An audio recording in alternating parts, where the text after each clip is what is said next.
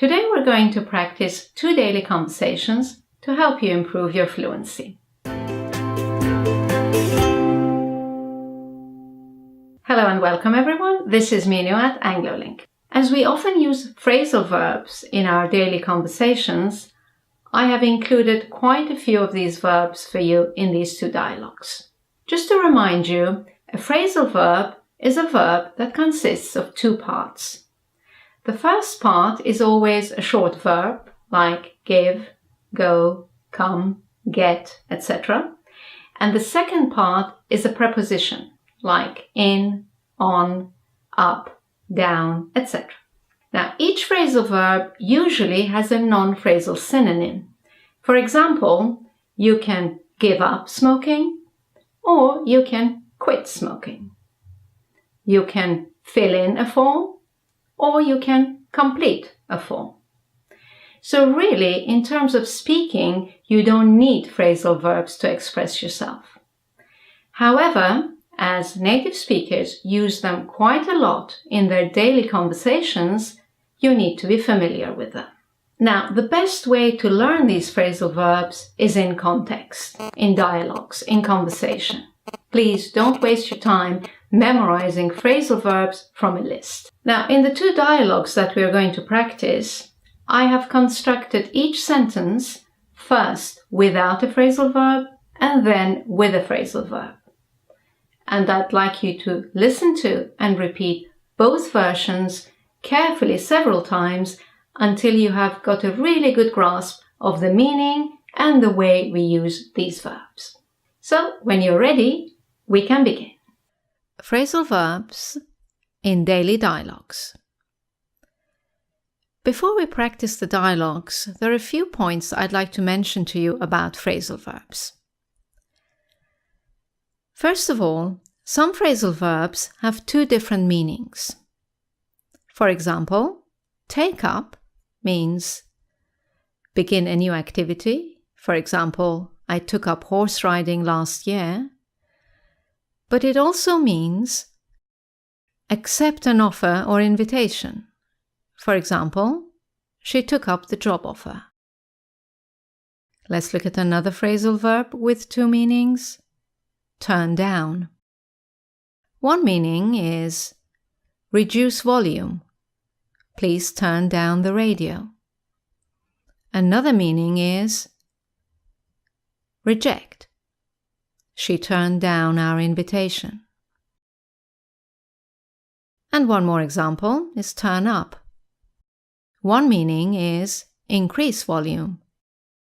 Please turn up the radio. And the second meaning is appear. He turned up at the party without invitation. The second point about phrasal verbs is that most phrasal verbs that take an object can be separated by the object. For example, you should give up this job, or you should give this job up. Another example, let's pick up the boxes, or let's pick the boxes up. If you replace the object by a pronoun, you must put the pronoun between the 2 parts. Should I give up this job? Yes, you should give it up, not give up it. Shall we pick up the children? Yes, let's pick them up, not pick up them. The third point I'd like to mention about phrasal verbs is that there are a few phrasal verbs that cannot be separated by the object. One example is come across. For example, I came across the book by chance. You cannot say, I came the book across by chance. Even if you use a pronoun, you must not separate the 2 parts. I came across it by chance. Not, I came it across by chance. And of course, there's nothing to worry about when the verb is intransitive, which means it doesn't take an object. My TV has broken down. I stayed up all night. And the final point about phrasal verbs is that a few phrasal verbs take a second preposition. For example, I am behind with my emails. I must catch up on them. Or another example, we want to compensate for this mistake. How can we make up for it? And the third example, this noise is intolerable. I cannot put up with it. Right then, it's time to practice our dialogues. Listen and repeat these dialogues after me. Repeat both the sentence without the phrasal verb and the sentence with the phrasal verb. Dialogue 1. Could you increase the volume of the television, please?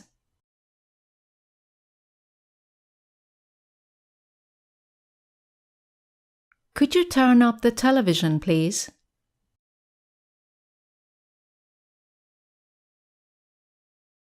Okay. Is it loud enough? No, that's too loud. Please decrease its volume.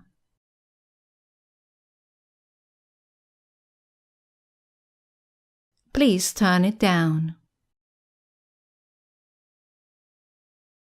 Will you make a decision? Do you want it loud or quiet?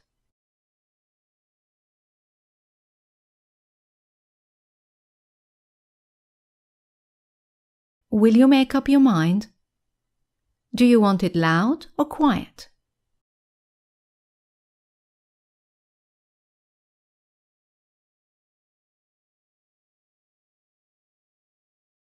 What's the matter with you? Why are you so stressed?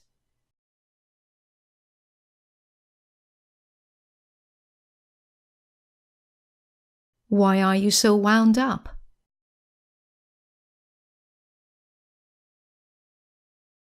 I'm sorry, I'm tired. I didn't go to bed last night.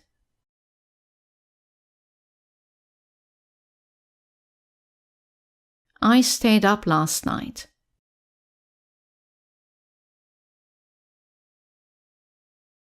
Why did you stay up? I had to do my unfinished work.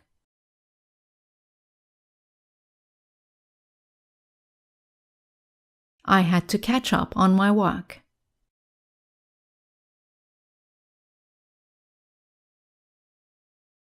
I thought you'd quit your job.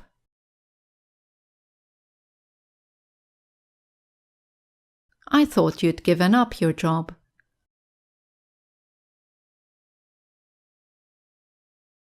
Yes, I have.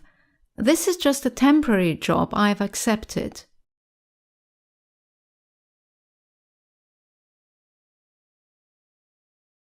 This is just a temporary job I've taken up.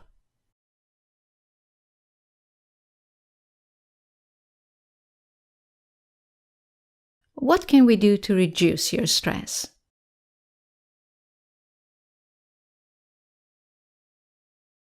What can we do to calm you down?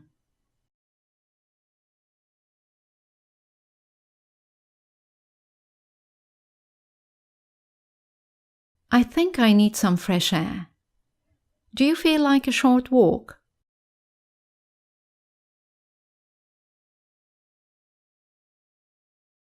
Are you up for a short walk?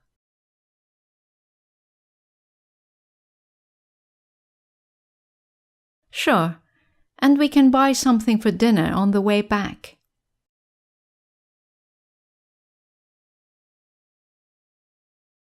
Sure, and we can pick up something for dinner on the way back.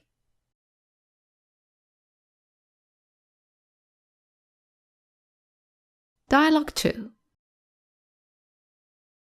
I don't know why Joe hasn't arrived yet.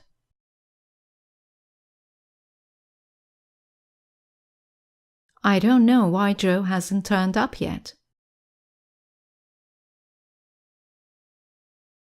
I hope his car hasn't stopped working.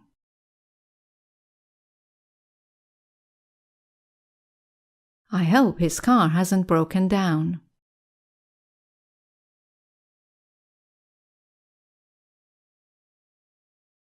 Joe is not coming. He refused my invitation.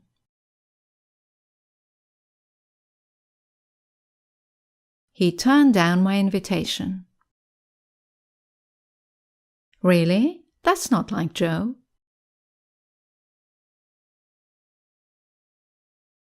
I know. He said his new job was occupying all his time.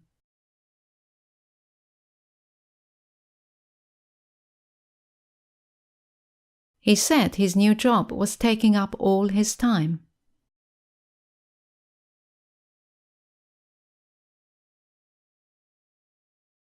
You seem a bit disappointed.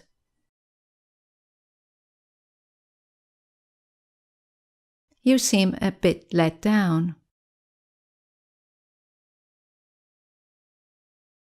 Yes, I am. I think he was fabricating an excuse.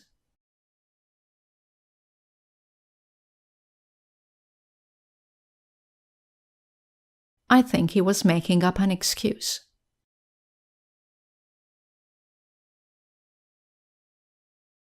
I doubt that. I'm sure he will compensate for it somehow. I'm sure he will make up for it somehow.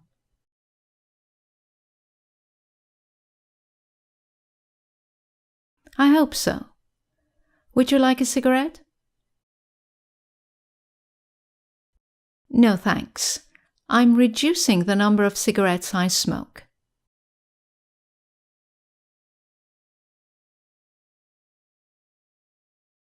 I'm cutting down on cigarettes.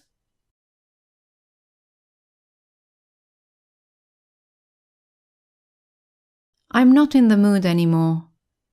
Let's end this party.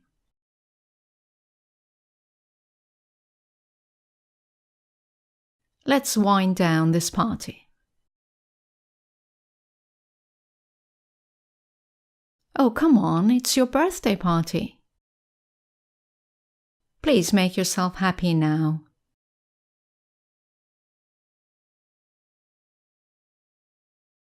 Please cheer up now. Right, that's the end of the dialogues. Let's now finish with a gap-filling exercise so you can see how many of these verbs you can remember. Number 1. Is she still angry? No, she has now. She has calmed down now. Number 2. Smoking 2 years ago. I haven't touched a cigarette since then.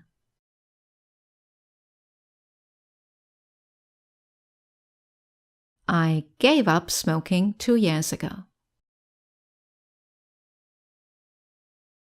Number 3.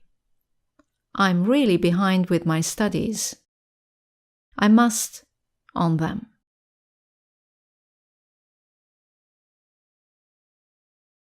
I must catch up on them.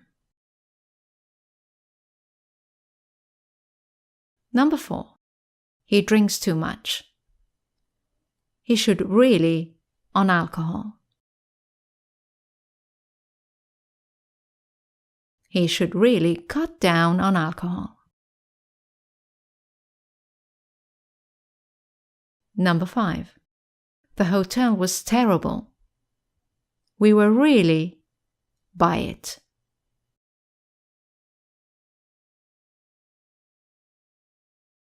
We were really let down by it.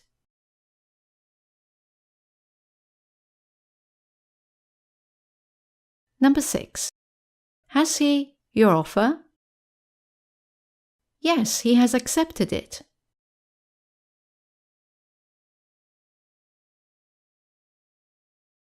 Has he taken up your offer? Number 7. Could you the music? It's too loud. Could you turn down the music? Number 8.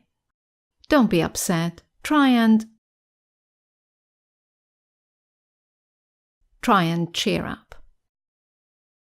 Number 9. That was a very bad mistake. I don't know how to for it.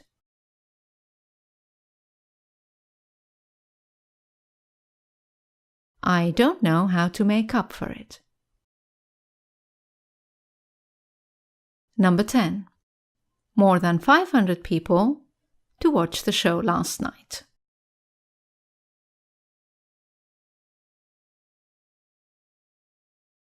More than 500 people turned up to watch the show last night. Right, that's the end of this lesson. I hope you enjoyed it. As you know, you can now go to our website, anglolink.com, for more explanations and exercises. Thank you for watching. I look forward to seeing you in our next video. Bye now.